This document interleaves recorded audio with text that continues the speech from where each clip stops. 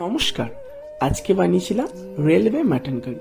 তো আর কিছুই নয়, প্রথমে নিয়ে নিতে হবে একটু ভালো দেখে মটন এবং ভালোভাবে ধুয়ে ম্যারিনেট করে নিতে হবে। ম্যারিনেটে লাগবে দই, লঙ্কার গুঁড়ো, হলুদ গুঁড়ো, আদা রসুন, লবণ দিয়ে ম্যারিনেট করে রাখতে হবে। এদিকে একটা বড় টমেটো, পেঁয়াজ কুচিয়ে রাখতে হবে।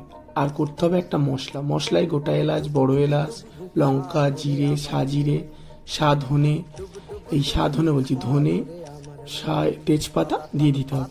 একটা কড়াইতে তেল গরম করে আমি আলুটা আগে ভেজে নিয়েছিলাম, ওটা ভিডিও করতে ভুলে গেছিলাম। তারপরে আবার একটুখানি তেল দিয়ে দিয়েছিলাম টমেটো, কুচনো পেঁয়াজ আর লঙ্কা, সাথে একটু দিয়েছিলাম লবণ, একটু হলুদ, একটু লঙ্কার গুঁড়ো। তা আমার ধনেটা গোটা ছিল না, তার জন্য আমি গুঁড়োটা ওই মশলায় মিশিয়ে নিয়েছিলাম। তারপর মশলাটা একটু তেল ছেড়ে দিলে ওই ম্যারিনেট করা মাটনটা দিয়ে দিতে হবে। তারপর ম্যারিনেট করা মাটনটা একটু কষিয়ে স্পেশাল মশলা অল্প একটু